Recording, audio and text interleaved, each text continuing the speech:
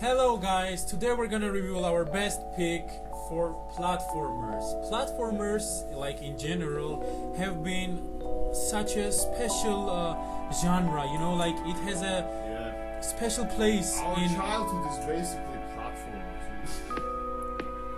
Yeah, well, I think almost people's, like back in the days, the platformers were the shit, man. Like, everyone was playing platformers on Nintendo or PlayStation, like, on every platform. The platforms were the... Yeah, of course. So, basically, I'm gonna review my pick for the best platformer Let's of jump the into decade. it! Of course, baby! Pun intended. So, my pick is Sonic Generations. Go freak yourself, bruh. Sonic Generations is, like, in general, Sonic is so special to me. It is my favorite character of all time, in all universes, on all everything. Like, I cannot find any character that has the same attitude. I can find the same characters that has same attitude, but Sonic has a special place in my heart from the childhood because we grew up on these games. We played Sonic games like crazy. We created our own world with Sonic characters, and internet was helping us in a lot of ways. Like, we had Newgrounds where a lot of people would post their Sonic content. I think a lot of people fell in love with Sonic by the time, also with us, because there was so much, and it is to this day so much content of Sonic in every site, especially DeviantArt. Like, Remember we used to create our Sonic OCs. We didn't even know that other people were doing it. Yeah, And yeah. We felt so special. Yeah, I swear to God, imagine there was a Sonic creator and we thought that no one else would do it. Yeah. Yeah, well, we were kids. Either way, we created our own characters in our heads too. So basically, to not stretch out the emotional part of the story, I'm gonna start with the overview of Sonic Generations and why it is the best platformer in my opinion. Now, what I love in platformers in general, you know, platformers are made for platforming, and you wanna jump to platform to platform, but I don't give a shit about that. I'm gonna say that I adore Sonic. So what I adore about Sonic is that it can go fast, and the fast-paced gameplay that it gives me, and this is the only platformer that is fast enough to keep me on the hook, because in other platforms you usually, you know what I hate, like when there's a platform and you wait for that platform to come to you and you're like, please, come on man, I need to jump now, and you're like, I will do it. Double tap the jump button. But here, no, it doesn't give a shit. You just straight up go fast as you can, and it's rewarding when you go fast as you can, and you can get... Not really. Because it is rewarding in in charts, you know, the levels aren't built good. Yeah, it is built for the fast pace. In Sonic, maybe in some other Sonic games, No, it is I not speak true. of Sonic Generation, but Yeah, basically from childhood, he loved Sonic, but now he hates it because he found a new love. Basically, he cheated on Sonic with Luffy. He cheated on Sonic with Luffy from One Piece. Well, I guess if it's your preference, I guess. I have not seen One Piece, I gotta say this one thing. That's a story for another. Yeah, of course, we'll talk about One Piece and his cheating in another video. Yeah, so basically what Sonic Generations does the best as a platformer, you go fast as you can, and you gain like this feeling of going fast, and all these visuals also, like the game is stunning. The game is absolutely stunning. Like the Sonic itself, the design, the gameplay, like I don't know, I can't even say anything that this game does bad, because this game does everything good as a platformer.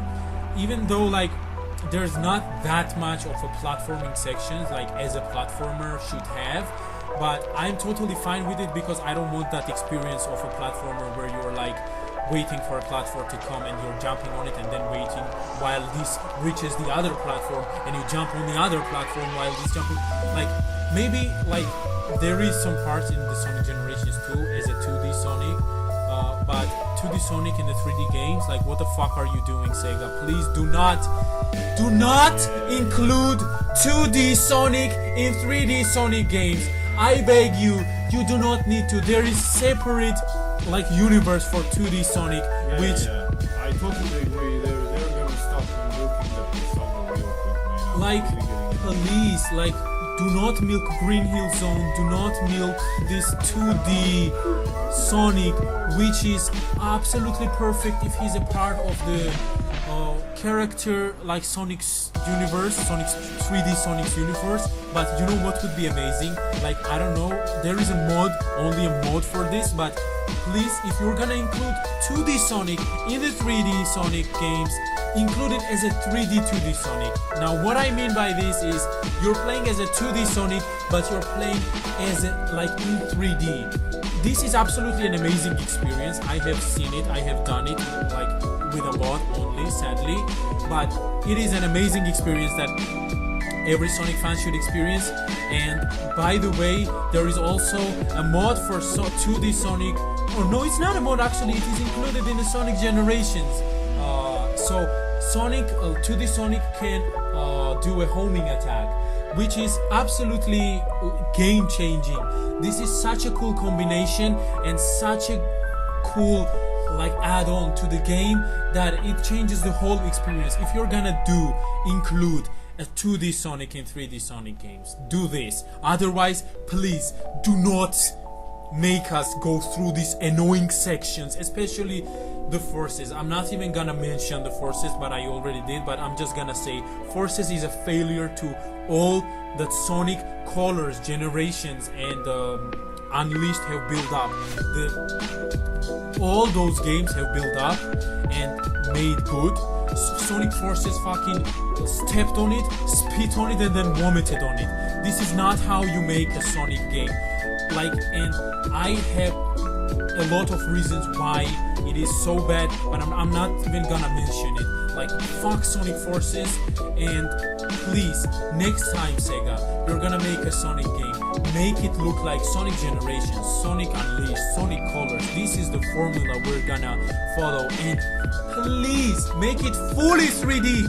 I don't need that nostalgic turn to 2D. Like, when I play a 3D Sonic game, I want it to be a 3D Sonic game. Is it that hard to make? But when I want to that part of nostalgia of a 2D Sonic game, I'll just go buy like 2D Sonic game. I'll just go play.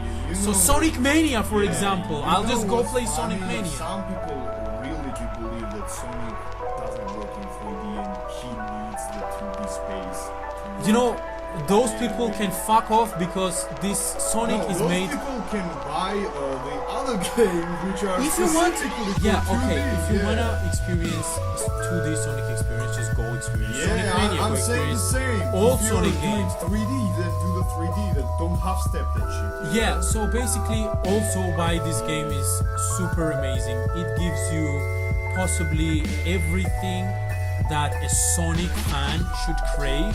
It gives you the speed, it gives you the beautiful environment, it gives you a different parts of the game. By the way, unlike some other games, in Sonic Generations, the other parts of the other routes of the stage, they are kind of harder to reach because they are reached by some new Sonic mechanics, which you can like unlock with some points in Sonic Generation. And I don't even know what to say more because this game has power-ups, this game has some new stuff that all Sonic games, and actually a lot of some other platformers did not have that much because, you know, like the add-ons in the Sonic Generations are way more developed than in other platformers. Maybe it's like when it was made or something, but I don't care.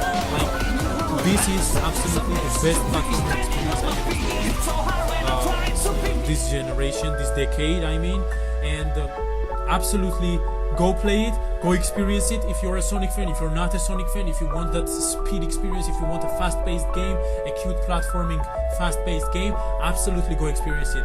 And why this game is also so good, it is absolutely for everyone, for newbie players, for developed players, you know, like pro players who have a lot of experience in Sonic games, For speedrunners. for speedrunners especially.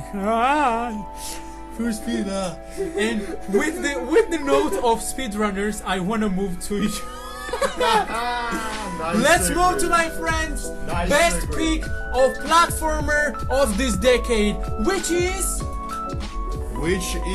Technically a Metroidvania, but fuck you, it's our list, so we decide. and I started seeing the connection because almost every game I mentioned so far, I stumbled across while searching for the other games, you know, and this is no exception. Basically, I was in the mood for a little Metroidvania stuff, you know, like Castlevania. I don't remember the name. Do you remember the PS1 Castlevania game that everybody loves? I don't remember the name. maybe Symphony of the Night. Yeah, Symphony of the Night. Yeah, I was about to say that. So I basically wanted the type of that kind of experience, you know. And I searched and I came across Watch Mojo's list. Yeah, guilty By as the way, charged. I'm the one guy who actually does not despise Watch Mojo because their lists are actually good, okay? Even though they make it a little boring the way you threw the list, but they are amazing. The information they give you is absolutely amazing. I mean, like capitalist in me respects the fact that they are total sellouts, but on the other hand, I kinda don't like it. But let's skip it. Let's skip the Yeah. I remember like they put Shantae in the Pirate's Curse, which is by the way my pick for the platformer of this decade. And on the 6th place, or I don't remember where, and who cares honestly. And I was instantly fascinated because it looked so lively.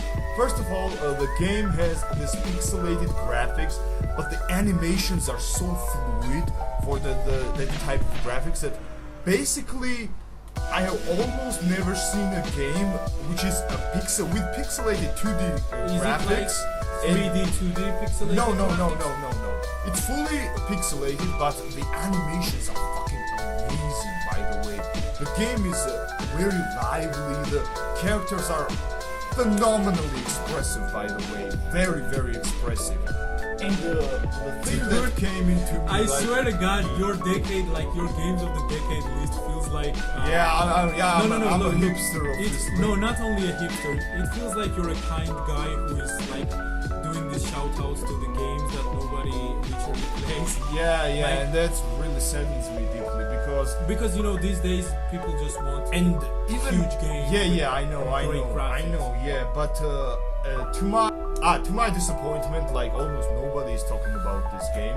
And even if you don't even go far and think about 2D platformers, like think about the Shovel Knight, the amount of love, shout-outs, and the praise that game gets. I mean, don't get me wrong, it's fucking amazing game by its own right that I have yet to finish but I remember I downloaded Shovel Knight, I played it for a while, I played it if I remember correctly 3 levels, then I downloaded Shantae and I never went back to Shovel Knight ever again, to be honest. That's what a good game is. Like you don't go back to the shittier games. Yeah, no disrespect to Shovel No, Knight, by the absolutely way. no disrespect. Yeah. It deserves every Praise it gets, praise it yeah. gets. Yeah, it's truly a wonderful game. But the two factors, the Shantae had a more lively feel to it. It had better music. It had kind of better aesthetic feel as a whole, to be honest. On the visual and More adventurous. more on the visual and presentation department, it kind of blows Shovel Knight out of the water if you ask me, to be honest.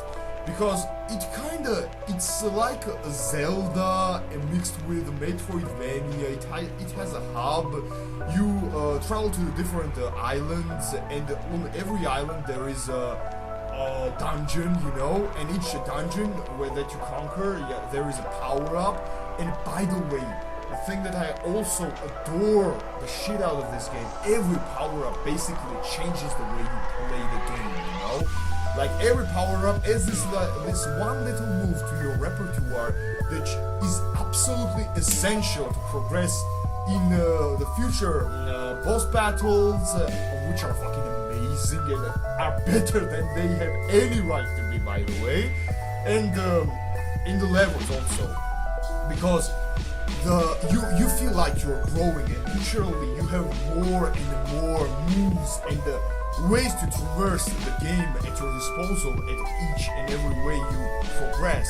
And this game truly feels like it was built from ground up in the mind of speedrun. You know, even though I'm not in a community that despises their own lives and speedrun community and speedruns just because they feel like shit and they want to feel better about themselves by accomplishing nothing in this life. You know, even the fact that they want to feel themselves better, they make it harder to feel themselves better. Yeah. They are literally like 2 hours or 3 hours. They are collecting these feelings that they want to feel about it. Like it's just so wrong. Enough of speedrunners. Continue. Enough. Enough of suffering and misery. We are talking about joy right now, which this game has a plenty of. The game is filled with unabashed like joy and like this feeling of like it enjoys itself, you know, like the characters are very lively and very the whole game and everything is very lighthearted and really meta at some points of the game, you know. At one point, you know, one of the bosses goes, I am a boss because I have a feeling that I need to be a filler boss right now. I have a feeling that from the past game I was built up to be this filler boss, so here you go, I'm a boss, I don't give a shit why or how, but yeah. So game is just, you know, and one of these things that I also love about this game is that it's amazingly designed. The level design is so good. It's very replayable, by the way, for the people who want to collect everything. And by the way, it has two endings, one good and one not real, and the other one is real. And it encourages you to collect all the stuff in the game, basically. Yeah. And I love when games do that. Yeah. And by the way, like every Sonic game does that actually. Chaos Emeralds, you know. And I love that this game kinda incorporates like this twisted sense of humor which it delivers with like this childlike joy to you, which is really unsettling. And one of these things is that how you upgrade lives is that you snatch these heart-shaped squid-like creatures, which you melt them alive. Hey man, Melt them alive to like get more hearts and HPs for your meter and stuff like this. Vitality, Yeah, like and this is like came from the left field because the whole game was so joyful and like cheerful. This kind of stuff makes this game so enjoyable and so unpredictable. Basically, this game I really think that this game has a little for everyone, and everyone will enjoy it.